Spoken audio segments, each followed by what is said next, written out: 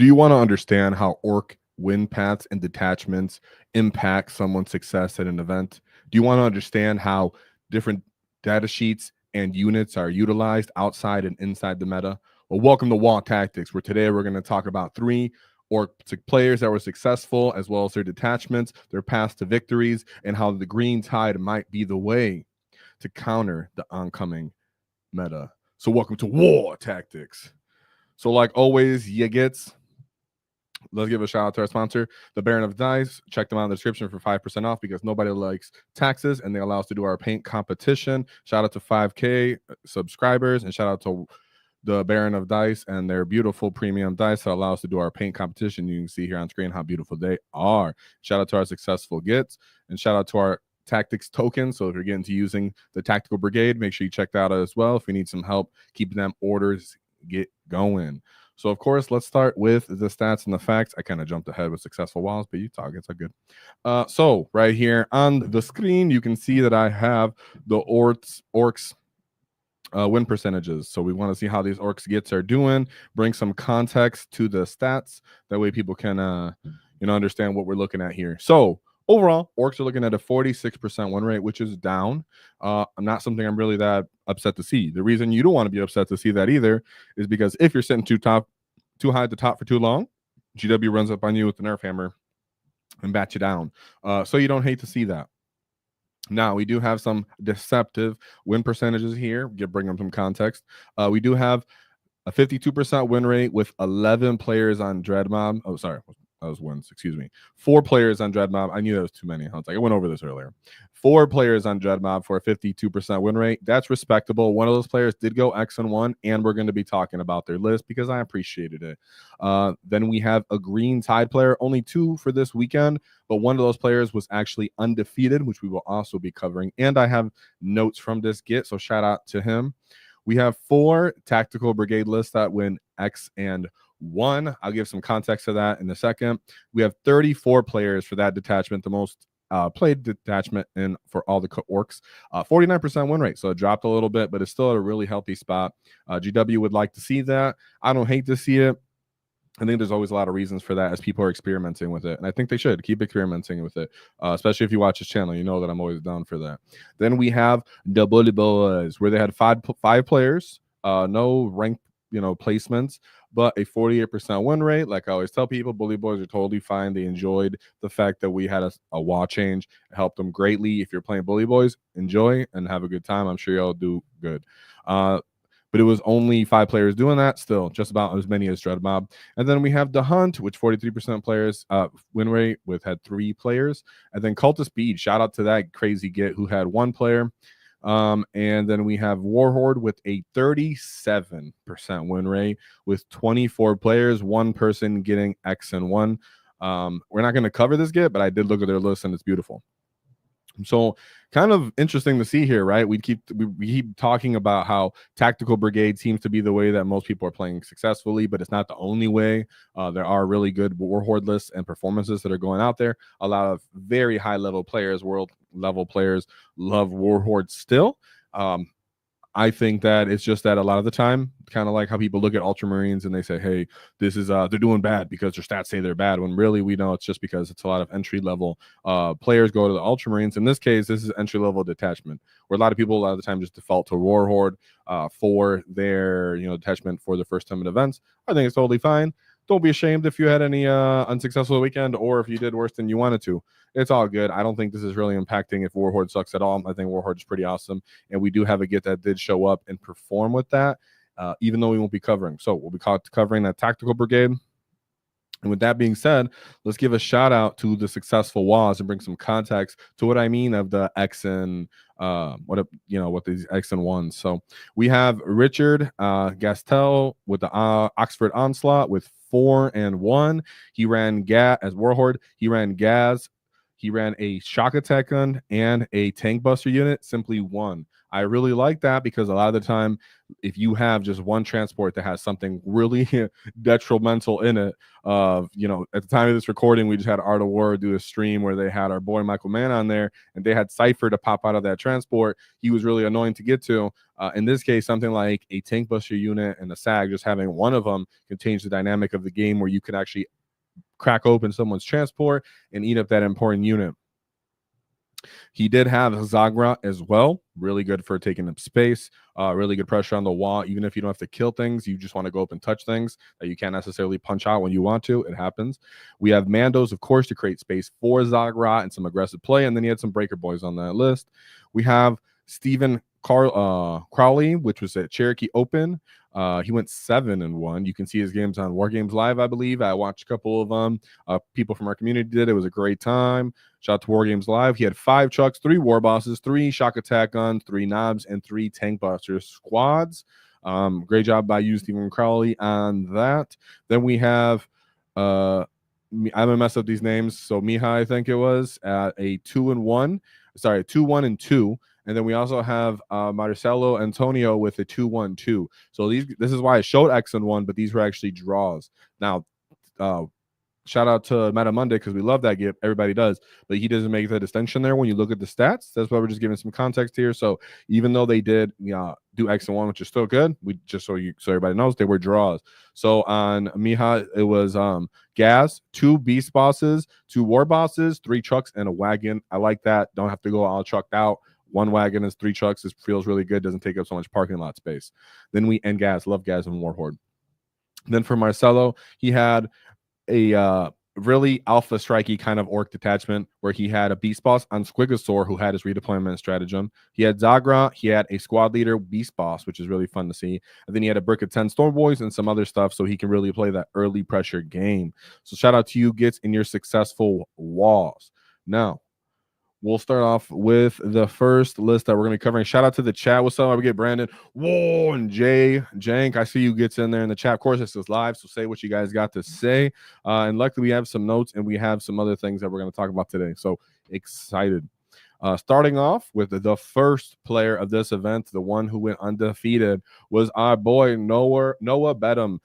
So we have talked about Noah before. He's been rocking Green Tide for a hot minute. He took him to LVO. So shout out to him for keep holding strong. He came out on top as he should. So he was at Heroes of the Mid-Table Winter 2025. And I think I have this. Yeah, it's a 44-player event. Noah did get first with 5-0. And let's take a look at his list, and as well we do have some notes. I actually have a document we'll talk about in a second. So a lot of information here from Noah. Thank you very much for being generous with your time. So for characters, we have 2 war bosses, 2 pain boys, and then a weird boy. The weird boy is the warlord. Light on characters. That is fully intentional by Noah. He says that he doesn't really want to give up Fix necessarily too easily. People can still pick it, but it just gets a little bit too easy and too dense when you have too many characters, and he kind of wants more stuff as well. I love to see it. Now, if people do pick Fixed, he says for himself, hey, I'll literally take characters, put them in the truck, put the truck in reserve, and not let people interact with those characters if they did, but no one did. So if you're wondering if they took Fixed, they didn't.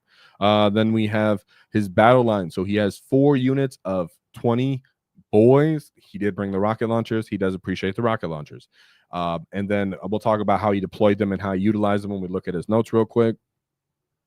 So he also has a 10-man unit of boys, and then 2 trucks, followed by 2 5-man units of flash kits, 1 minimum size unit of Gretchens, a commando brick with the Rama, the burner, the rocket, and the power claw. I like bringing all that too. So to each their own. He had 1 unit of Luas, which he said this was really just for scoring. We'll talk about that as we go on. 2 minimum size unit of Storm Boys, and then 2 units of Tank Busters. As you can see, they do not have the shock attack gun. I think I'm more in favor of Tank Busters without a leader than I am Breaker Boys without a leader. So if you disagree, let's talk about it in the comments. I'd love to hear your opinion, but that's just me. And I appreciate it the more I talk to Noah about it. Hey, and we'll talk about that. Now, as for how Noah would like to deploy these units, and I will show you a document he shared with our Discord, and I'll talk about the notes he showed, but how he likes to deploy is he puts a Pain Boy and a War Boss unit on each of the flanks. Of course, he keeps the Knob, the Pain Boys, and the War Bosses near the center and behind walls, hidden from Alpha Strike. These are very, very valuable units. You cannot let people get Alpha Strikes. If you play a Green Tide, never let this Pain Boy unit get Alpha Striked. A 20-man unit of just straight up boys without leaders is he likes to stick in the center of the deployment zone, and then a 10-man unit he likes to stick somewhere where he can activate for early skirmishes and such. And then he keeps the jump unit with the War Boss quite safe, as he does use that unit somewhat aggressively sometimes as well. Now I'll show you a little document here to give some point of view. You might want to screenshot it or whatever it is. Try to give some context to it. It is a lot of drawing, but you can actually find this in the Discord, so check it out. So Noah actually wanted to give a little picture of how he would really draw it out. So for the blue circles is where he would stick his 20-man unit of boys and his Gretchen behind somewhere, safe, roughly staged up for farming CP. His green circles are where he would consider putting the commando units. The red lines are where he would consider pointing the Storm Boy unit, so he can run out and do and all sorts of different type of secondaries that he wanted to do. And then for the flash kits and the tank buster units, he liked to put them in the reserves and the flanks as well. So you can look at this. And of course, if you actually want to see that document in full, he put it in our Discord and it's pinned in it. So you can check it out and read thoroughly exactly how you like to play the list. But his other notes on this is that he doesn't generally like to play early pressure. That's because you're not playing fully crazy mob the boys. He's down at least 30 boys from what people sometimes would generally bring, where they bring the whole full 120. He cut back on the boys. And if you're going to cut that on the boys, that means you have to cut back on the acceptable losses to a certain degree. I'm totally fine with that, but he also says that's not his player. He's confident in his ability to create places for himself to score naturally as the game progresses and not allow the enemy to really take the initiative from him and do heavy damage to him. The jump combined with the tank busters usually keep the enemy at bay to a certain degree and respect his threat range. And it's a real toolbox he kind of lists. As you can see, if he doesn't feel like he needs to put his bricks out early, then he'll activate with all his MSU units. He has trucks, he has flash kits, he has commando unit, he has some Storm Boy lists, and then he has some tank busters. Like I said before, if we're talking about tank busters as a whole on one of these lists, you can actually pop a Rhino, which changes the game dramatically when you're going into Green Tide normally, where these guys are like untouched. In this case, you're like, dude, I can actually pop that and interact with that, and I can go out and deal with these units if I have to. His stratagems were highly important. As for blood surging, like people say, where if you shoot at the Ork unit, they move towards you. It's now a D6. You get to roll it if you're still below 20. That's important. Stratagem, heck, very, very important. Another thing Noah likes to say a lot is that he doesn't have to stand on objectives if he knows that unit's especially taking some casualties, as he'll naturally grow onto the objective in the command phase with either Pain Boys or a stratagem. So if he does place himself, the enemy has buffs to shooting at your unit when you're standing on an objective, but you want to hold primary, he would simply stand somewhere near a primary objective and then grow onto that objective if he took some casualties. So very, very cunning. I will say right now, he had a lot of reps. I'm not going to say 100, but he had dang near close to it. So Green Tide does matter for when it comes to repetitions, time management, and understanding your utility.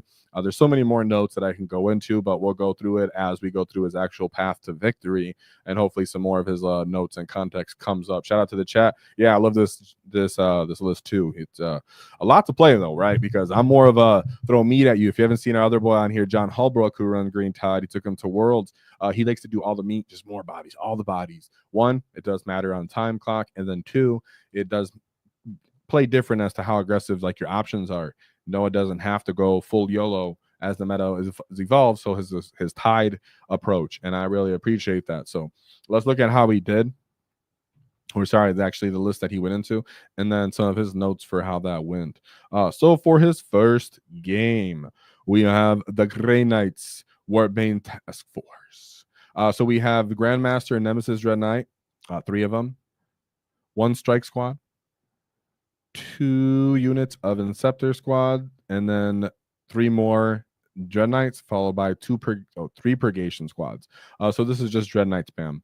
Typically, not necessarily all the volume to get through Green Tide. Purgation Squad can kind of put a good little hit on there, but nothing Noah couldn't handle. So let's take a look at what he said a bit about this. Let me look at what the mission was. Round 1. But this one, actually, he did have some good notes for this one that caught me off guard. So he said it was Scorched Earth, which I appreciate Scorched Earth, but that means good primary for both players. That's not favorable to you as the orc person necessarily, unless they're conceding for you to burn the middle objective. And even then, you kind of need points because they're scoring pretty good primary as well. It is Tipping Point and Swift Action. Okay, so as for his notes, real quick, let's see what he said about this one. He actually said that this one was a bad matchup for round one, but he made sure he played pretty cagey, keeping his screens up not to present anything too early. That's just simply for the amount of damage that these guys can bring to the table. So they do have the mortal wound bombing that this can do, I believe, as well.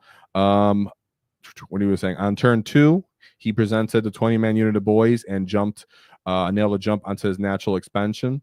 While everybody else staged up on the other flank. He made a mistake and he exposed some of his boys, and he lost 39 boys before he even called the wall. So on turn 3, he declared the wall, got all his tank busters out and hit as hard as he could. He picked up 2 Dread Knights and no charges that put him in the deployment zone. The enemy relocated to Noah's deployment zone and took his home objective. With everything else that he had. Last turn, he pulled Engage and Bring It Down, finished off a Dread Knight with a grenade to win the game. So the amount of damage output did actually increase because this was Warbane Task Force. So they were actually able to actually put a good hitting on him and hurting on him. He was playing KG, but one mistake and he took 39 casualties, which in the end, he just bucked up to the table, started to do damage in response, and then drew enough cards to pull it off. Like I said, on Scorched Earth, a lot of primary being scored by both people. It's easy to just go, I'm going to just keep one and then go, and especially if they go second, then they're going to at the end try to burn or anything like that. So good by you as an orc player, maybe turn 2 through 2, turn 3 if you can, try to burn one. No, it didn't say he did, but all in all, if I can, I like to try to burn it sometimes on if I can, because I'm pretty sure that's what the mission was. Yeah, it was. Okay. Now we move on. 92.1 there. So close game, though, by what he was saying. Dread Knights are very punishing, especially if you're elite, but all the flamers and stuff kind of add up. Brigade squads can add up. So let's take a look at his second matchup, which was against the Crusher Stampede. We do have notes, of course, for this as well to give some context. Oh, let me see what the mission was. It was Terraform, Stalwart, and Crucible of Battle. So he had Hive Tyrant, and then a Swarm Lord. Barmgons, Biowar, 2 Exocrines, Lictor, 2 Norn Emissaries, 2 Raveners, a Tyrannofex with the Acid Spray, and then a Tyrant Guard. So Tyrant Guard are going to go with the Swarm Lord or whoever the character was. I think was it Hive Lord. Was I being dumb? It was Swarm Lord. Give him the Feel No Pain. Big Brick if I try to survive. Acid Spray is kind of killy, but when there's that many boys, it can kind of add up. You can see the Norn Emissaries. Typically, their thing is we have too much OC. They don't typically have the good volume to kill boys. But let's see what Noah actually had to say about this match. Let me put it on this list real quick.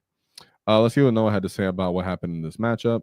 He says game 2 was pretty unremarkable. The guy pushed up with his monsters, but Noah responded by stopping 2 terraforms. Keep in mind on terraform, people are going to want to do that early, as it just adds up to the points progressively throughout the game. If you can deny his terraforms turn 1 and 2, you're denying him 8 points, maybe more. It's kind of crazy.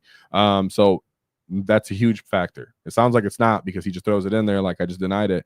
It's a big deal that he ran up and denied it. That's what you have to do as an orc player. Like I always stress in the channel, as an orc player, you're looking to flip primary, not simply always kill everything. We're not, like necessarily the most killy army in all of 40K. You know this if you rolled your own dice. We play the game where we kill you just enough that we also flip primary along the way. And even if we're failing to kill you, we kind of fail forward by playing the mission and secondaries really well. So Noah took heavy advantage of this based off what the mission was with Terraform. He said he started on his own. And he ended up on turn 3, killed a bunch of his big guys, and just pushed him out of the game. In the end, by turn 3, pretty much everything swung in the end. So he ended up getting a 100-point win there. Shout out to him for a 100 right there. Then we go on to, let me just erase some of this so I don't get overwhelmed by my own tabs. Then we go into his third game, which his third game was the Ritual. So I talk about the Ritual. The Ritual is one of those missions, boy, that can give you an extensive game. So we have the Ritual, Swift Action, and the Crucible. This was against Necron's Awakened Dynasty. So let's look over the list real quick. What's up? Whoa, the Wicked Joe. What's up? You get into the chat. I see you guys all up in here. You're quiet. What you guys got to say, huh? I know you guys don't want to play Green Tide. You're worried about clocking out? No, I'm just kidding. So we go into the Awakened Dynasty. We have the Nightbringer, Hexmark Destroyer, and then Luminar Cesares. Luminar Cesares, you always remind me of Mazrog losing his 4 Feel No Pain and you still having it. Yeah. Ooh. Okay, so we have Emotech the Stormlord and then a two Scorpec Lords, followed by Technomancer. So many characters. We have a Canoptic Reanimator, a Brick of Wraiths, followed by 2 Crypto Thralls, 2 Doomsday Arcs, a Flayed one unit of Phidian Destroyers, and then 2 3-man units of Scorpec Destroyers. Oops, guys, I didn't move back to the list. Here you go. You can see it now. I almost messed with you guys up. You guys see the list now. All right, let's take a look at what my Git had to say about his path to victories for this game. Because with Ritual, boy, you know, I hate it because with some of these Necron armies, I know if you played them, you know they're going to just castle and try to shoot at you with the Doomsday Arcs and play that really slow passive game, throw some Katans at you, and then just hope you can't deal with it. It's a not too deep game for them. So game 3, he said it was wild. I made an early play to start parking models on the center objective just on the edge of it. His opponent ended up putting 7 Oceana to deny it, which means he put more than simply a Catan, like I just said, which is what you want as an Ork player. You want them to invest so you can start moving up the table and steal their objectives. So he said, which presented his anchor point mid-table. When he meant anchor point, it meant stuff can start charging it and then swinging his models more up the table. So he declared a WAAAGH and then charged the entire army, where once he was stuck in, he ended up doing the jump so that he can reposition on the field and move around and try to deny more primary. Now, that's important. That's very important. One is that this Necron list doesn't necessarily hit super hard if you avoid getting one shot by maybe like a combined assault by Wraiths and Scorpec Destroyers, right? Maybe on your 20-man unit. But all in all, between your invuln, and if you're just kind of stacking and manipulating the combat phase, but they can't really get off on you, that means once you've tagged them to hold them in place and you did jump away from them to reattempt to charge, they're still stuck where they are fighting other units, but now you've tagged them up and allowed them to not use their full offensive capability, like if you touch Doomsday Arcs, for example.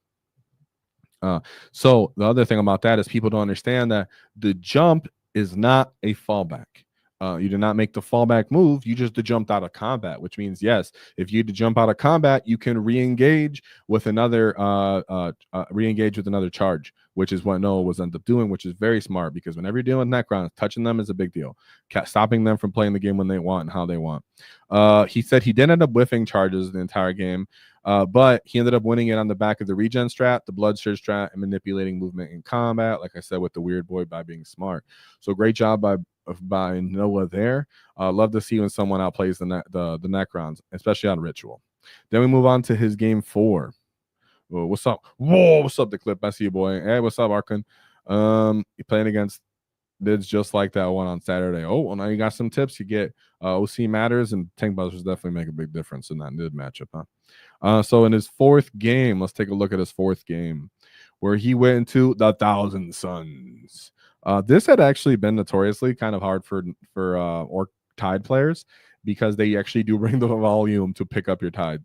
So we have Ahriman on Discus each, Magnus Dread, 2 Infernal Masters, and then 1,000 Suns Demon Prince. We have 3 minimum size units of Rubric Marines, 1 unit of 10 Zangors, 2 units of Cultists, followed by 2 minimum size unit of 3 Zangors and Lightens, and 2 Munolith Vortex Bees.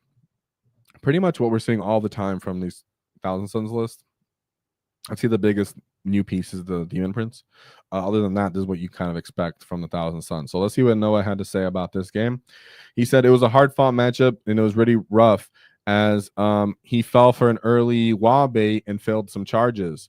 He whiffed on all his bomb squigs, but he ended up coming on top for a couple good blood surges. He said Ludas ended up coming on top by scoring him 20 points over 3 turns. This mission was taken hold on Hammer and Anvil. So love to see that. He didn't give too many notes on that one, so he really just said that was a rough game. And when it comes to taking hold, it's like, for each one you have, you just get 5. A lot of people just hold one, their own, play the long game.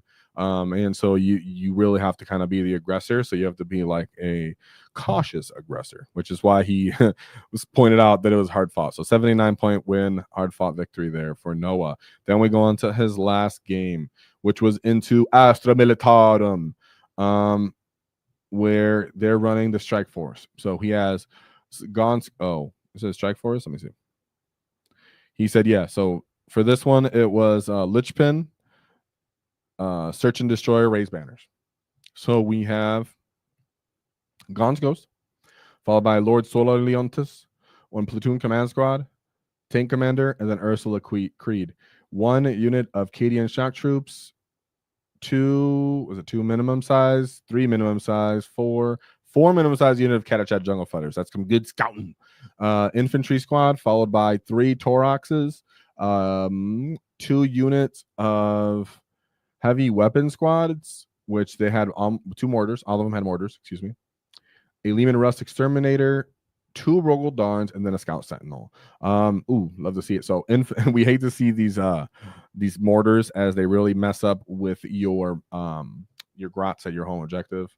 That's why having sticky kind of helps. You have the Torax Primes. People can kind of get mobility and disembarking shooting, and then all these Catachans. So if they're embarked in those Toraxes, they can scout forward as they adopt that scout keyword. And then we have Gaunt's Ghost, who did end up playing a factor in this game. So he said game 5 was into the guard, where he staged and killed some infantry on the bottom of 1.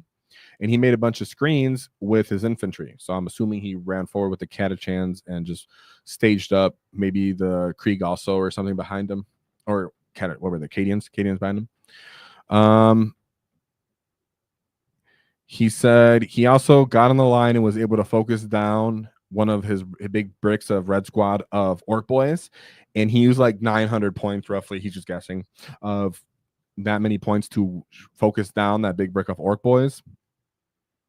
But he left them with 2 characters and then 1 boy. So that means this was the unit with the Pain Boy and the War Boss, but he kept 1 boy in the unit. What does that mean? That means the Pain Boy is going to gen D3, and then he's going to use a strat to regen. So that's what he did. He said he healed back on the red squad. He said healed max back. So I'm assuming that maximum he got all the boys back that he could, which that means he got 6 boys back, which would be sick. He ended up wawing turn 2, which he hates doing, but he charged the middle to pick up 40 guardsmen, 2 vehicles, and jamming into his deployment zone for the rest of the game. He went for a sweet gamble play, trying to charge Gaunt Ghost onto his home objective, but he Rapus Ingress Ludus for a heroic. Yeah, he failed his charge. The game went decidedly further south when he killed everything down at his home objective and just kept them locked down for the rest of the game. So when you can run up and actually eat up all those screens, like we spoke about all those guardsmen, it means that you can end up continuing to move forward. They don't have the volume small arms anymore. They're going to devastate some of those units, but you're still riding that 5-up Envol and that Blood Surge. They can't really get that close to you. And then you're, like we said, continuously regenning. So I love that he ended up doing that. Great job by doing something that you were uncomfortable with by still doing charges when you didn't want to. When you're typically not used to that, excuse me, or didn't want to. Yeah, just didn't want to. Turn 3, which, I mean, if you don't want to, I'm assuming you're not used to it since you don't do what you don't want. So as for that, let's take a look. Is there anything else I missed here? Like you said, let me pull up his list one more time, and then maybe some more notes that I might have listed. Okay, I have this up. He said, if your opponent sees the table, continue to advance forward by adding pressure. But don't fully commit unless you really have to. But if they do apply pressure to you, sometimes allowing them to think that they're winning and playing kind of passively allows you to extend your MSU tools and then setting them up in positions where you can kind of end up charging into them and getting them off. Kind of like in that guard game where he was just like, oops, play with my little stuff early. You come out with your screens, and then you were a little too close to me, and I just positioned to get you. And because my unit regened, I have another asset where you probably didn't expect me, and you positioned really close to it. So As for his list, I love that he didn't bring a ton of characters. One thing that he did say is that you must take advantage of the mortals that you get in this detachment you have access to right now. So the bomb squigs give you access to the bomb squig. Tank busters give you access to bomb squigs that you actually appreciate. You appreciate grenades a lot, which is also something that I think Ork players need to keep in mind when you're doing your CP management.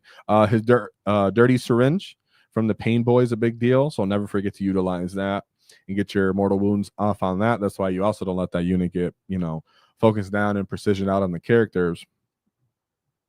And typically people don't bring shooting for this detachment, but he does advise bringing shooting for this detachment and having the MSU units, so you're not just trying to live on your stats in the middle of the table, so you can play different turns before you're ready to full commit. Then when you're ready to full commit, people can't dig you out anymore. So shout out to Noah. Thank you very much for all the notes.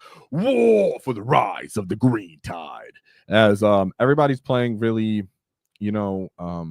elite right now, vehicle heavy, and it does take a get to be really committed, like Noah was, to say, hey, I'm gonna be really efficient with this green tide list and be able to run it and break the opponent's back without breaking my own. So shout out to Noah and the rise of his green tide. And then we move on. Shout out to chat. What's good? Whoa, what's up, Tooth Fnacha? We go to the next player, which is let me make sure I have it. Matt Root. So Matt Root at the Milwaukee GT. So I don't necessarily have notes.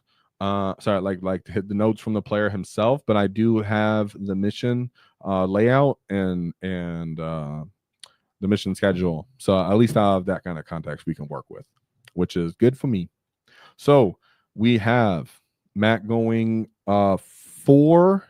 Yeah, I'll show it right now on screen. He ended up going 4-0 and 1. So he did have a draw and he had it round 1. So let's take a look at his list. He had Tactical Brigade with triple beast bosses. I guess you've been talking to I'm having a brain fart right now. A Jack Harvester, huh? You've been talking to Jack with his triple beast bosses. Shout out to you guys. Then we have a Big Mech and Mega Armor with triple Big Mech with shock attack gun. We have 3 10-man units of Beast Snagga Boys. Now, mind you, people were talking about this in chat earlier in my Discord, where they're like, I can't find anything other than Snagga Boys and such, because GW is all out of stock. Trust me, them Snagga Boys fire. All right, with the Beast Boss and them Snagga Boys, they're really good. So I still like them in this detachment. They work so good in any detachment, you can really get them sustained, in my opinion. Then we have 2 5-man units of Storm Boys as battle line, 3 trucks, a 5-man unit of Burner Boys, where he brought a custom Mega Blaster. That's what I like too. I don't know about you. 1 big 10-man unit of Flash Kits, followed by 2 5-man unit of Flash Kits, a minimum size unit of Gretchens, and then 3 Tank Busters. So as for someone who's played something similar, not the same, of course, but it ends up feeling like you have a lot of big missile assets because you have multiple killy, threats. You have 3 melee, 3 dedicated shooting, and then the Flash Kit is kind of like a combined unit. It's more for shooting, but it can run around and punch if you keep it alive kind of later in the game, where it can like clear off when everybody's kind of dead. That's really a threat to it. You can clear off a bunch of multiple units that was shooting and then charging into a different one. So it's cool that you have 3 melee, 3 shooting, but that's 7 threats, and then all your other chaff. So what I thought was cool here is he actually did bring an actual individual mech, which people don't consistently do, but they've been slowly saying I'm integrated here and there.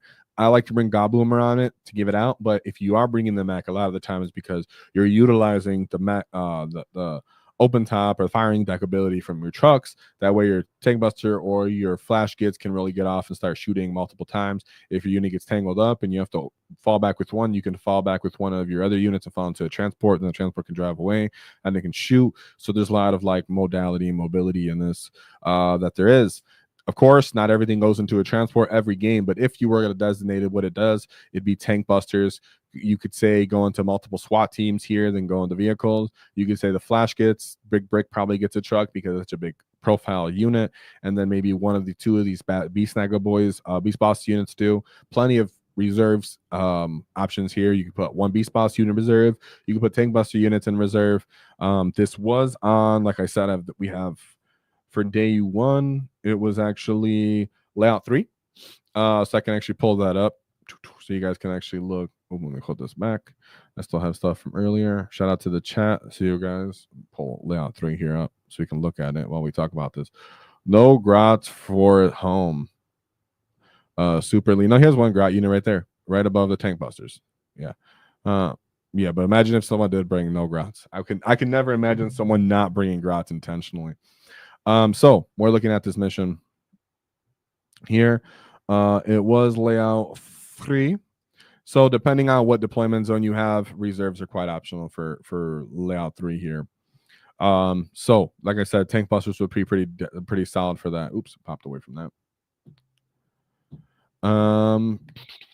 And we'll look more at the terrain layout as we go over the missions and everything like that. But secondaries reserves look good for day 1, but day 2, which I'm gonna show you right now, is layout 3. Now in layout 3, which he played on Crucible, it was Crucible battle for both the day 2 missions. This is not a mission that I typically put too much stuff in reserve. If you do, it's because you safely control one of these top edge or bottom edge, half of a box shape objective buildings, which that's where commandos come into play. If you had them, like I said, he doesn't have commandos or any sort of infiltrate, so he kind of just got to get there with the trucks, right? So yeah, that was the day 2. Day 2, he was on layout 8, so not my favorite for reserves on that one. But yeah, let's move up to layout 3 again, because that's his day 1. As we talk about his day 1 path to victory, we'll look at that a little bit more. Oh, wrong one. There we go.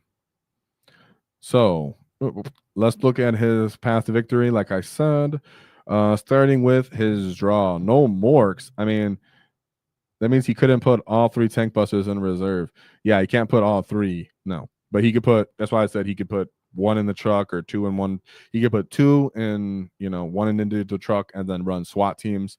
Like I said, because he has 5 units of tank busters, he could put all the tank busters in trucks and then put like 1 or 2 unit of Beastboss boys in reserve. A lot of people like to bring ingress units, and like a Beastboss unit would actually work out in this case. Or some people like to put a 5-man unit of flash kits in reserve, so you don't even need to put all the tank busters in reserve or any. This just gives the option. And like I said, day 2 on layout 8, I don't like to put any of those stuff in reserve. I would keep, in my personal opinion, I'd probably put all the trucks with the tank busters to get line of sight, or maybe just use 1. Let me look at that layout. You guys were already starting to get. That's why I want the chat to be live. Boy, that's what I like, that live chat to talk about it.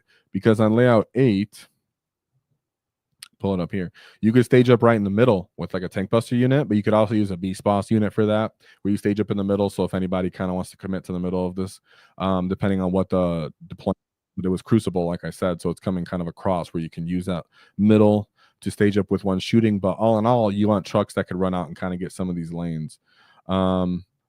Yeah, it has a heck of firing lanes. Yeah, this layout 8, so you guys can see, it's not really that common, but some people I've talked to about it. In my area, in the Midwest, America, I actually see this quite a bit. Layout 8, layout 7. I've played on those quite a bit more than I've maybe other gets I've talked to. If you've talked about it, you let me know. It is the Thunderdome. That's a funny name to call it.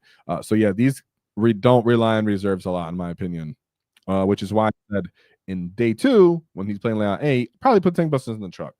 But then that leaves like, where do your Beastboss boys go, right? So, but the boys can come in from ingress once you safely staged up in that terrain on the edge, and then boom. So there's a lot of context we could have here. Don't want to get too lost. I'm already not getting lost necessarily, but don't want to guess too much yet besides talking about his path. So let's start with his first game, which he went into the Eldar. So everybody's talking about the Eldari. We have the Spider Mom and Queen Jen. So I believe these is the new meta. We're going to talk about this, I think, in another matchup we cover, where they're running the Genzar, the Lynxus, and then the Artark. We have a Storm Guardian unit, followed by 3 units of Dark Reapers, and then 3 units of Fire Dragons. Fire Dragons are excellent for destroying transports, for the most part, which this is what they're going to be doing. 3, was it 3 or 1? Oh, this guy only had 1. Sorry, somebody else. 1 unit of Howling Banshees for that nice little like running up fast unit to get the initiative on you. 3 5-man units of Striking Scorpions, and then 2 units of Swooping Hawks, and then 2 5-man units of Spiders. So really, really heavy on the MSU. Hard to really get and interact with all these units. As for the mission, It was linchpin, raise banner, search and destroy. So you're starting off in your corners, and having all these fast, small Eldar units means they're getting around the field, scoring constantly. When it comes to, I'm wondering, when we looked at his score, such a kind of a low point, but to get to a draw, did these guys kind of end up swapping? Not swapping, but swapping the idea of we're not going to really score too heavy on the primary here because it's linchpin. So am I going to be able to actually hold that middle objective? Generally, I'm going to hold my home, really protect my home because I need it to continuously score the extra points throughout the game. So as an Ork player, a lot of the time I like to go out there and take theirs. But if you're playing something that's not like to take their linchpin, but their home objective. But if you're playing something like Matt Root's list, which is really killy, it ends up playing more of a I'll concede that you keep you that one. I'll contest it maybe a little bit here. I'll contest the home and use it more for scoring secondaries, and then I'll keep my natural expansion. I'll keep my home safe, and then I'll safely score 8, and then start scoring more primary later in the game. And then of course you have raised banner, but of course you're really only doing that like once. So yeah, and then of course we have layout. Let me pull that up because I want to talk about the layout here. For layout 3. So for layout 3, you're probably using, yeah, like I said, layout 3, you can stage up pretty safely for the most part. I don't hate layout 3, but you can't really. Am I hiding? No, I'm hiding. Hey, I'm back. On these objectives without really being exposed to being shot up or killed. So this is why I was assuming he's playing quite cagey. If you do commit to the middle, then the enemy can really directly counteract and smash you in the middle. So usually people just kind of tippy toe and don't full commit there and just put stuff there that can score. So yeah, let's. But he did end up getting a tie, and I think that's just kind of one of those things that we're gonna have to look at too as Ork players, how to really deal with these Eldar, and do they really put a hamper on the tactical brigade? That's what we kind of hear a lot about. So you let me know what you think about that. I think it's up for experiment. This is one game. We don't have all the context as to what happened, but we do have that mission. So that's what I want to say about that. But still, great job, Matt. And sometimes it just gets you right when you're playing one of those missions where it's like, oh, dude, shoot. What I will also say is, from what I know, I believe, no, that's not this event. Okay, so great job there. I was going to say something else that came to mind, but it didn't have relevance to this event. Sorry. You guys were like, what? No, trust me, my bad. Oh, so now we move on to round 2. So this is mission L. This is take and hold hidden supplies, search and destroy again. So let's take a look into his second game where he went into the creations of bile. So he has Abaddon the Despoiler. Okay, that's a little unusual to see Abaddon in there. We have Lord Terminator with Living Carapace, Fabius Bile, and then a Master of Execution with Prime Test Subject. What I'll say right now to you, Gets, between me and you, is this is the only guy I'm actually a fan of in TSM. Just me, right? So I would like to crump these gits. So that's how I show my appreciation. So we have Cultist Mob followed by 4 units of Legionnaires, 5-man Legionnaires, 1 5-man unit of Terminator Marines, followed by 1 big brick of Chosen, 2 bricks of Chosen, and then 2 minimum size unit of Obliterators. So he only has 2 big bricks of Chosen. I assume 1 is with Fabius Bile, and then maybe 1 with the Master of Execution.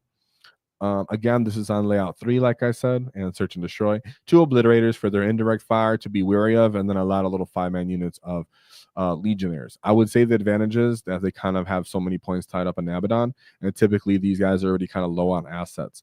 So if you can gain line of sight onto these Terminators with, the tank busters, right? This is something that's really different about when you play against this detachment. If you're playing like Warhorde or if you're playing Tactical Brigade. If you're playing Warhorde, you have to run into these Terminators with Abaddon. You have to try to hit them. They're going to be extra toughness, possibly fight on death. You're going to get trick killed, possibly not kill Abaddon, and then he gets to run through another unit and you get to attempt again. They might interrupt you, whatever it may be. when you're playing Tactical Brigade, this is where you get the ability to say, if you expose those guys, I will absolutely smash those Terminators with rockets, throw some bomb squigs on them, and really put a threat onto the Obliterators if they expose themselves as well. And then you can Overwatch the Chosen, which they're, with the 3-up armor save, you can get through them as well. And then they just run out of assets. When you have 7 really devastating assets. Now, you don't actually do devastating wounds to anything in here, but the fact that you can get up to really nice strength thresholds, the fact that outside of the wall, you can still be strength 6 to offset some of their toughness values if they get extra toughness, and the fact that you can get up to strength 7 with your Snagga boys on the wall means that you can really punch through them if you get to them. So just through pure volume, because they don't have a bunch of great armor saves on these units that like the Chosen and such and the Legionnaires, it means that if they did extra to get toughness, your strength values and then maybe your strength orders will help you offset +1 the wound. So a lot of the time we hear how Warlord gives you more attacks as you constantly get sustained. One thing you can really consider is with Tactical Brigade, getting +1 to strength can essentially work as +1 to wound. So if you're getting more hits, which mathematically sustained 6s acts as almost like +1 to hit, getting +1 strength acts as getting +1 to wound sometimes, just for food for thought. In this matchup, that's where it would really play a factor when you're looking at the Fabius Bile detachment. And Matt ended up getting 100 points there. So love to see it. Really elite army right there. And he had all the the numbers to just chew through this guy between rockets and infantry. So then we go into his third game, which I do have his notes here. Not his notes, but the packet of what it was mission was Terraform, Swift Action, Sweeping Engagement. So this was layout 3 as well. So we have Angron, Lord Invacandus, Lord on Juggernauts, 2 of them, one a favorite of Khorne. And this was Berserker Warband. Then we have 2 units of Jackals for Sticky, 2 minimum size unit of 8-bound, followed by 1 big brick of Exalted 8-bound with 2 minimum size unit of Exalted 8-bound, and then 2 minimum size unit of Warp Spawn. Now, if you're doing Terraform, who's doing your Terraform, right? And they can do it because they're such small units. If you're playing on 3, usually you can get to it. But the thing is, Orcs can try to flip it if they can get primary there. Now, what getting primary there is just like Snagga boys, as this game is quite this unit army is quite aggressive. Sorry about killing. When I speak aggressive, I mean Matt's list is quite aggressive and focused on killing, not really just flipping primary. That just comes with the fact that Snagga boys have a lot of OC. What I would say too is 8-bound, another one of those units that they have toughness 6, and you really got to get some volume on them because they can reduce damage by 1 with a stratagem, and they get Feel Pain. How do you offset that damage? Well, volume. They only have a 4-up invuln. Well, Snagga boys being strength 6 or 7, really 7 is what you're looking for with the order, really helps you chew and buzz through the 8-bound if you're not already obliterating them with tank busters, right? But they have so many units that are available for shooting with rockets and punching that all of those things are options. And then you do have, of course, Angron. You can't necessarily reliably punch him out with Snagga boys because he can do -1 damage, but that's where the tank busters come into place. You don't necessarily look for that. And the 8-bound have the 5. It was a 5-up invuln, is it? Okay, I thought Exalted 8-bound had a 4-up invuln though, don't they? I'm pretty sure, but I'll look into it in a second. So yeah, nonetheless, having volume offsetting -1 damage that they can do into strat for, and then their Feel No Pains, volume is usually the way to chew through that, as well as your tank busters to either threaten Angron or to just eat away his Exalted 8-bound. Oh, they have a 5-up too also? Okay. I don't know why I assume they have 4-up. Maybe because I'm always hitting them with 8-bound. With Snaggas, huh? So great job there. Another 100 point win there. So right now he's just smashing up the points, getting great scores. And then we go into his game 4. And like I said, for Terraform, Orcs can flip it, put some pressure on them. You get your points, your Terraform throughout the whole game, and then you just kick it off. I think really though with 8-bound, with that World Eaters list, you're just kind of eating it up. And thank you, by the way, chat, for telling me the correct invuln. A lot of info goes through here. Then we go on to his game 4, which is day 2. This is on layout 8. So if you're not familiar, I'll show you layout 8 one more time. That's layout 3. I lied to you. Let me scroll here real quick to layout 8. The Thunderdome, as chat nicely called it. So for this, he went into round 4 with mission N as the ritual. Swift action, a crucible of battle. So he went into the Gene Stealers. So we have an Abominant, Biophage, Patriarch. Pretty light on characters. That's cool. More stuff. So we have 1 unit of Acolytes with auto pistols, minimum size unit with hybrids, and then that's it for the elite for battle line. Pretty interesting.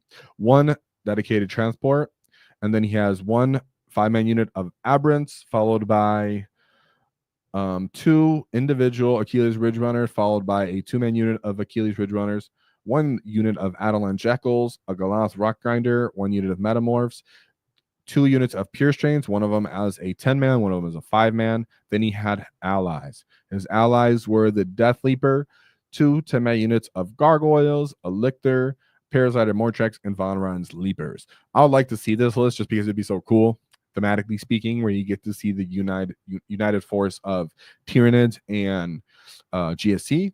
That being said, they don't have the same, strategy because of mass bodies, but they still do have the I want to alpha strike you. So they have the Pure Strains for that reason, and they have the Von Ryan Leapers. Then the Gargoyles act as another layer of deterrence as they try to regen units in their backlines the closer up to the field as you. So they'll come and run into you with this kind of army of alpha striking, and then they have the Gargoyles in place so they can shoot and then move closer to you as well. So a lot of scoring behind this list and staging up. They have a couple of vehicles here and there. Just killy enough to get respect, but not really that killy to the point that you're like getting shot off the table from in your deployment zone, right? There's more of like, I want to alpha strike run into you with dev wounds. Bit of a different kind of a tactic here. Now, as for the ritual, like I always say for the ritual you get, and what I would say is their tactic of I want to stay off you, I want you to stay off me so I could score on my side of the table is what they want to do as this army, because ritual is I'm going to score, especially on what is this crucible on 8, which means you're going to be at that diagonal. You're going to run on a diagonal safely across, probably up to, depending on what side table you're on, into your own deployment zone. So as an Ork player, you have to play aggressively and you have to get on them, put your their foot on their neck and just crush them, and really use your tank busters to either effectively kill the aberrants so they're not an effective counter charge to you, or his transports if they're killing too much. Nonetheless, Orks usually have the perfect profiles with strength 6 Snagus to get through them, and you can use a little bit of your burner boys, for example, maybe a Chuck here or there to try to stop that alpha striking. You want to go first so that they get have to go defensive, but nonetheless, shout out to you for having to deal with this, because when you're dealing with something you're not used to, they can catch you off guard. So shout out to him for getting a 100-point game on his 4th match as well. And shout out to my boy Ecot for 5 WAAAGH Tactic gifted membership. Whoa, for my boy for his support. Thank you very much. It's so generous of you get. And thank you to everybody who supports and helps. It helps us a lot. We're setting up for some good moves coming up here and new content. So thank you for supporting us. It has been impactful and helpful. Shout out to everybody who's been supporting in all the ways they do. And shout out to Ecop. Can we get some war bosses in the chat for that? I see you guys in the chat looking like some sleepy gits. So I got some homies up in here. Let's get some war bosses for in the chat emojis for that, or just WAAAGHs or whatever you guys got. So we go on to game 5. So as for game 5, finally didn't get 100 again. I'm just kidding. We go into, this is layout 8, like I said. Mission P, Scorched Earth, Inspiring Leadership, Crucible of Battle. So he's going into Pack-Bound Zealots. 1 Warpsmith, 1 unit of Cultists, War Bikers, 2 minimum-sized units, 3 units of Predator Destructors, all with an Nurgle, which means they can stealth. That means you actually, I think they can lone up actually, because they have the Narc of Nurgle, so you can't actually fire on them unless you're within 18 inches. So be weary. Then we have the Vindicators, triple Vindicators on that, 2 Hellbrutes, 2 Mauler Fiends, and then 2 Venom Crawlers. So the 2 Hellbrutes have their aura, so they can get crit 5, so they get you lethal sustain. And then they pretty much act as a big old gun line, followed by Mauler Fiends and Venom Crawlers. What I would say here is devastating damage on Overwatch, devastating damage if you try to just stand on an objective. Could combine kind of weapons they have here between the Vindicators and the Destructors, so you have to respect them to every regard. But when you're looking at, I have 6 real threatening units on this army. Oh, So does he to a certain degree, but most of them are vehicles. 3 predators lines up with 3 destructors and then Mauler fiends. Orcs are looking at this thinking we can really punch out, chew out a lot of these guys. So is he. So you have to be respectable because he also has stuff to throw away like venom crawlers. What I would say as for the mission, being scorched earth, is that both of you guys are going to be high scoring. They're going to be able to just stack up with 10 points each, and just kind of sit back and 5 points each and just sit back and not really worry about the enemy. Sorry, 5-10 points depending on what the enemy really does. But a lot of time people are going to be throwing up a lot of primary, and if you're the orc player, like I said before, I try to burn maybe the middle if I can. But in this case, very unlikely that you're going to be able to actually hold that to burn that. So you're probably not going to get that off where you can. That means it's really cagey. As you can see, both guys scored pretty well. I think. Oh, actually, I don't know if. Let me see. I think it was that guy Drew right there, right? Drew. 62 points. He ended up getting, not terrible at all by any means, but he still ended up, getting a respectable score because it was scorched earth. But whoever goes second does naturally have an advantage there. But having the tools of I have weapons to kill all of your vehicles almost at will. I would say tank busters don't devastate a vindicator, but they can't take the risk that it does with the shock attack gun by melting through it with the AP.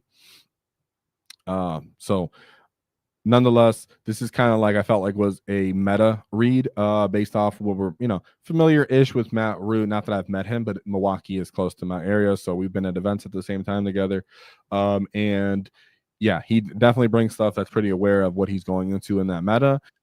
So that was really a prime to bring triple beast bosses, triple shock attack guns, and then a war boss and mega armor, 3 trucks, and then really taking advantage of reserves as you can and staging positions with SWAT teams. So shout out to Mr. Matt Rue scoring 3 100 in that path to victory and to his tactic cunning ways. So we move on. Now we have Jack Tight with his Dread Mob. So if you've been wanting to run Dread Mob and still have its play, now you found another way where he's actually brought Tim and Tom, which shocker, that's Gork and Mork, baby. So he brought a Gorkanaut and a Morkanaut on his Dread Mob list, even though he brought a bit of the new toys and trinkets as well. So he has and shout out, this was at the Petersburg Slam GT. It was a bit of a smaller side event, but I thought because it was Dread Mob, it was off the meta, I wanted to cover it. Shout out to my Git, by the way, with the Warhorde from earlier. Excellent list that we were going to cover. Might end up still covering it in the future, but I really just wanted to try with Dread Mob as people are still playing it. People still love it, and I personally have always loved it for most of the edition as well. But I like your new twists, Mr. Jack. So we have a Big Mac, and with his Big Mac, he had the custom Mega Blaster, the Driller, and he was the Warlord with Smokey Gubbins, followed by 3 shock attack guns, followed by 3 solo mechs. One of them had to get Finder goggles, so we know who's ignoring cover here. The Ludas. He had 1 big brick of boys, which is who got the Big Mac, I'm assuming, because now with Smokey Gubbins, he's giving them -1 to hit. I appreciate that. Of course, they have access to pressing the button. Definitely appreciate that too. A lot of the time people talk about doing this, but they don't do it. And it's like, do I pay for the war boss as well? It gets pretty elite, and you don't really have other assets or strats for it, so you don't want to overinvest. Felt like the Big Mac was a good investment, and it was a fun, cheeky one as you can move through enemy models. Then he has 2 10-man units of Ludas. One of those, I assuming, is hitting the mech. That way they get access to ignore cover, as that's very important to them. The changes to Armor of Contempt was actually quite important to them too. So if they choose to do it for this unit because it ignores cover, then that means the second activation, if the second looted unit shooting at the same guy, he might have already activated Armor of Contempt. Well, I guess he wouldn't have because they already ignore cover. But if he chose to activate Armor of Contempt to get to keep his armor safe, then maybe your other looter squad gets to go, oh, okay, well now I get -1 AP. Whatever. 3 tank busters that do appreciate getting sustain, for the most part. That's really what you're looking for here, is that you can sustain. And then, of course, he has a Gorkanaut and a Morkanaut. Now, the cool thing about the Gorkanaut and the Morkanaut that people simply underappreciate is the fact that they're transports. So you can stick a Luda unit in there You can tag a terrain piece with the Mork, give another mech who's probably following these two guys, because one mech is by himself, not attached to a unit. In my opinion, no, he's not attached to a unit. Therefore, he's kind of following these. Now, people sometimes this is not an over investment because he took 3, he's attaching the units, but sometimes if they run a Gork and a Mork, they automatically put a looted mech to follow them. I sometimes like to just invest in one mech at a time, to pick one that's going to be tagging terrain and shooting, or the one that's going to be kind of multi-phase, or the one who's already bracketed. That way you can offset his bracketing if you can't heal it enough. So the fact that one mech was running around assisting these guys means your Mork can kind of stage up, look over a terrain piece, shoot at somebody, and then if someone responds to shoot at him, he can vomit out the looters or the tank busters. They walk through the terrain, take the middle objective, and shoot. And it allows for other units to kind of stage up safely near the same terrain piece. So I like the Gork and Mork, and he can do it for both. Or you can take like a unit of Gretchen and stick them in the Gorkanaut, put the Gorkanaut in reserve, come off the table edge, and then move up the field. And have to throw out some OC somewhere. So really appreciated this little mix up in the tool bag here. But at the same time, we see that he brought the tank busters. Now, that's just the tank busters for the fact that they bring a certain damage that's really good inside the current meta. But I think people should still, appreciate the fact that Dread Mob works really well if you simply just bring the Lutas. The Lutas still work, and you can just bring other Daka like flash kits instead of tank busters, which we've seen in the original Daka mob. So let's take a look at Jack's path to victory. I don't have any notes, so we'll just see what this Git had to face. He went into Gene Stealers round 1. So he has the Bile Satanic Blood Surge. So he has triple Abominance, so these guys can actually get up. The Abominants can, and then they're with the unit that has a bunch of Feel No Pains, multi-damage. Appreciate that. This is kind of like their version of knobs, right? About 2 units of Biophages, and then a Patriarch followed by a Sanctus. So the Patriarch will be attached to a Pure Strain unit so that they can scout and then charge and do dev wounds. We had only 1 battle line unit, followed by 2 units of Goliath trucks. The triple aberrant units of 5. These guys hit hard. They have Feel No Pain. They try to get back up. It's pretty respectable. Get back up as in like they can regen the unit for its CP, but the character actually gets back up, kind of like Rabute Gilliman. Then we have 2 individual Achilles Ridge Runners, followed by 1 unit of Hybrid Metamorphs. Oh, two of them. Followed by 2 more individual units of 5 Pure Strains. These guys will go forward, they'll kind of kill themselves and then try to take up more space with their transports to bring those guys back in. Recycle, rinse, repeat, do it again. Having a lot of Grots in this case does actually end up helping you. And I've actually appreciated like Morkanauts, because you can do good damage to the Aberrants, and then they have Feel No Pains. Aberrants run around with, I think, 4 wounds. So the fact that you're hitting with 6 damage attacks means that you have more damage than their Feel No Pains will offset. So you run into them and punch them out too. If you're already using their tank busters and whatever to punch out the vehicles, a lot of the time their aberrants might be even their objective holders, so Ludas can kind of pick them up in that case too. You don't always see Gene Stealer, so shout out to him for dealing with that, taking them out with an 83-point win. Then we go into his second game, which was against World Eaters. So we had Angron, Lord of Akadas, and then World Eaters with Master of Executions. We had 2 Jackals, followed by 2 units of Corn Zerkers. One of them is a 10-man unit. We have 1 Rhino for that big 10-man unit.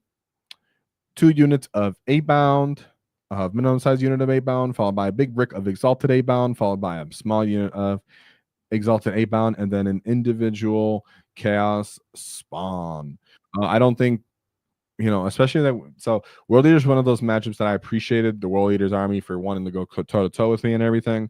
But the fact that we have like tank busters now really did make this even more favorable to us than if we had like just simply having fight on death at will with Warlord. The tank busters made it so, okay, now we can punch you, we can delay you, we have transports, but now we actually have guns to shoot you down.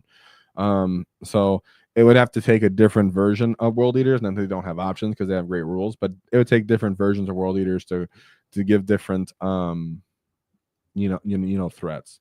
So I was looking at something here. I guess I'll just go back to that. Yeah, okay. And when I was talking about the the 4-up invuln earlier, I was talking about the Terminators because I was bringing brain fart. The World Eaters Terminators. So as for this list, I think Dread Mob just had all the tools, a lot of anti-infantry, like marine power armor stuff between Ludas, tank busters, and then Gork and Mork. You do have to be safe as they get absolutely one shot by Anagram and by a big brick of Exalted 8-pound. But at the same time, they have to kind of throw that big brick of Exalted 8-pound at you to take out one of those guys reliably. And if you really just kind of like walk out to them, shoot them down a little bit to weaken it so they're not that opponent, fight on death, then it requires even more assets to finish you off. If you can utilize a like reactive move to get in the way, or if they have to commit the big brick to clear up your 20-man unit of boys. So like to see that. And then if they end up running onto an objective to clear a 20-man unit of boys, then your looters get to crush them as soon as they try to move again. So yeah, that game ends up playing out where you're like, Ludas, Overwatch. Oh, you charge on me on an objective? Ludas, Overwatch. But then he ends up going into game 3, which is against the Eldari. So yeah, he was 83-point win on his game 2, which I think that was we just said, yeah, world leaders. So now he's come to his game 3 where he goes into the Eldari. Let me clean up some of these tabs here because I don't like when I have too many. So then we have the Eldari with the aspect host. So this was his loss. We have Artek, Wayleaper, Fugan, Janezar, and Slilax, I think his name is. Slilax, right? We have to get used to these gids, and we'll come up with ideas for that as for how this kind of goes on. But at the same time, some people wonder, is this just a good counter into our DAKA meta? Is this a good counter into tactics? At the same time, would this be good at the Dread Mob? Seems so. So we have Wave Serpent followed by 3 units of Dark Reapers. They're 2 bricks and then 1 5-man unit. Very popular in this. 2 or 3 bricks of Fire Dragons as 5-man units, followed by 2 units of Howling Banshings, 1's a 10-man unit, and then 2 units of Striking Scorpions, followed by 3 units of small Warp Spiders, a minimum-sized unit of Warp Spiders. So a lot of activations, good killing potentials, reactive, kind of hard to interact movements, shenanigans all over the battlefield. And whenever you're dealing with a new, detachment or new rules, kind of catch you off guard and kind of mess you up. Of course, I always say if you're also playing into those things, be sure to check the rules with that opponent, because sometimes people will be wrong about some wording, and then boom, you end up getting kind of shortchanged. Not that it happened. I don't think it happened. Don't know it happened. Just saying for you and your casual games, when these rules come out, take a look at what the rule actually says. Good free learning for you, and then good, to make sure everything's played correctly. So then we go on to his 4th game where Jack ends up taking off from here. Goes into game 4. Game 4 goes into Blood Angels, Liberator, Assault Group. He has Astroth, Blood Angels, Captain, Chaplain, and Terminator, and the Commander Dante. 2 5-man units of Assault Intercessors, followed by an Impulsor. 2 minimum size unit of Assault Intercessors with jump packs. 1 big brick of Death Company jump pack Marines. 2 Gladiator Lancers. 1 brick of Sanguinary Guards. 2 solo scouts, and then 1 5-man unit of Terminators. We've been seeing a lot more Terminators in the meta, which even gives more credence to people bringing, tank busters.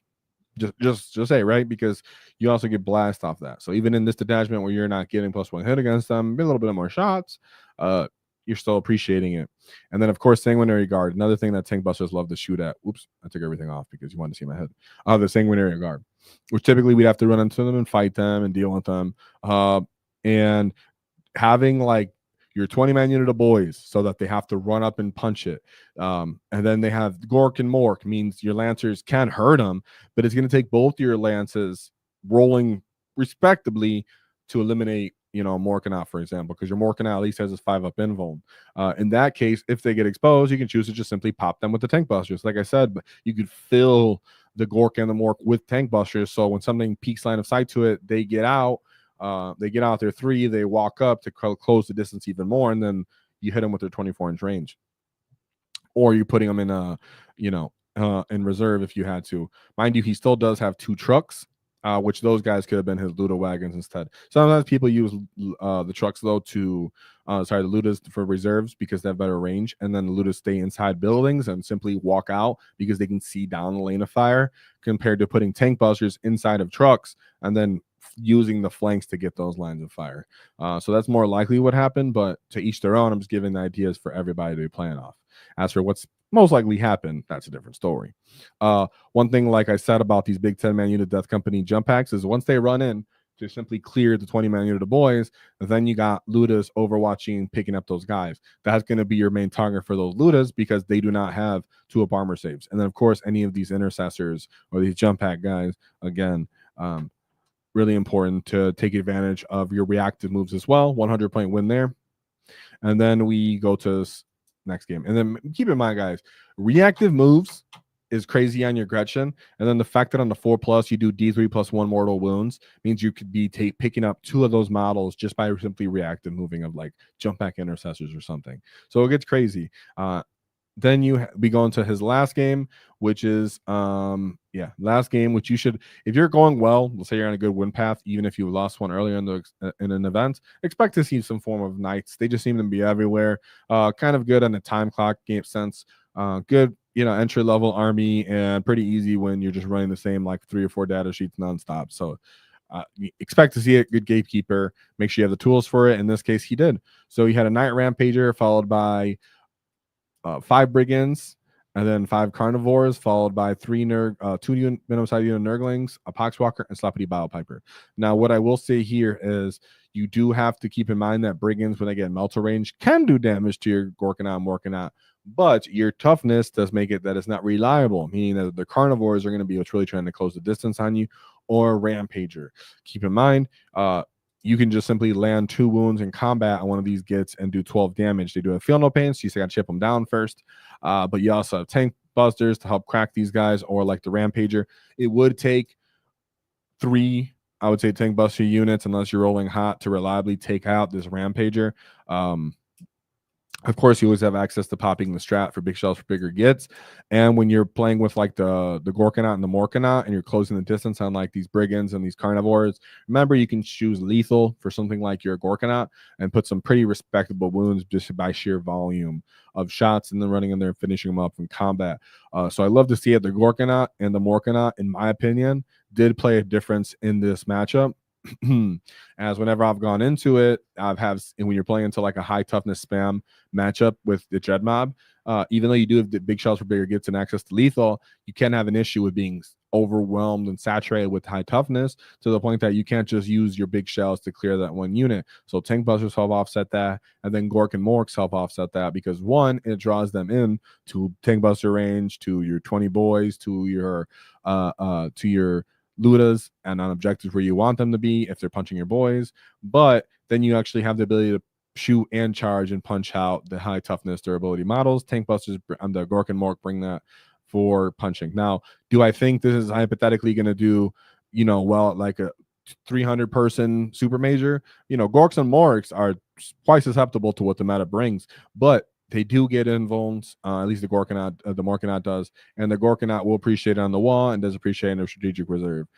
So I'm not sold on them at like the highest level, but that doesn't mean you shouldn't be running them, and that's why I really wanted to show this. Is you run them at GTs and do them well, or especially if you're RTT people, run them. We've seen Mark Perry run them. So I love Gork and Morks. I think they're underappreciated, and sometimes people sleep on them simply because the meta is tuned for killing these kind of big guys, but there's ways you can utilize them, and they're pretty cheap for the amount of toughness and wounds you get in the spectrum of all of 40k and what other people think. And their transport capability is not to be slept on when we have stuff like tank busters and Ludas. So shout out to Mr. Jack. I really appreciated this list. It was fun to see. Of course, the tank busters and stuff, we're seeing them everywhere. But we've seen similar archetypes where you drop tank busters and you just bring flash kits, and the Gork and Mork still bring the same value in that sense of, oh, now I actually have some ability to kill strong things. And the boys act as bait to get melee armies onto objectives, so that one, you get your your rerolls for just shooting them blankly, but then when they keep moving, if they've survived it, then they keep getting overwatched. And if they have a 2-up armor save and they can't pop Armor of Contempt because your movement phase or charge phase, it means that they're still taking 3-ups and they're still getting devastated. So shout out to Jack with his list, and shout out to our boy Vento, like always, my boy, super supportive. You've been around for a hot minute with $10. That's a big old super chat. Very, very generous. He says, whoa, congrats on 5K, and gives a bunch of gas emotes in the chat. Thank you very much. You've been around for a long time, and you've been hyper supportive, so I appreciate that, and I remember that. And shout out to everybody in chat. We can get some gas. I see that, Arcane. You're the only person that gave me the gases that I asked for. Come on, chat. Where them emotes at? Whoa! I'm keeping that WAAAGH up, and thank you for keeping that WAAAGH up with that super chat and supporting the channel. It means a lot. And let's give one more path. And hit me up, Vito, in the Discord or in the wherever we're at in social media you get. So let's take a look one more time at this list. Of course, the Big Mac, which in Dread Mob, I would say you don't really get to take advantage of moving through units. That's something that's more like a Warhorde thing. But pressing the button is definitely really fun. Now you get 3 shock attack guns, 3 basic mechs on foot, and then 1 get finder goggles, 1, of course, smoky gummins on the Big Mech. He goes with the boys, 3 minimum-sized unit of Gretchen, a burner boy squad, 2 Ludas, 3 tank busters, Gork, and a Mork, followed by 2 trucks. Love to see it. Shout out to Mr. Jack and a great run on his Dread Mob. So with that being said, I'm excited for how the orgs are doing.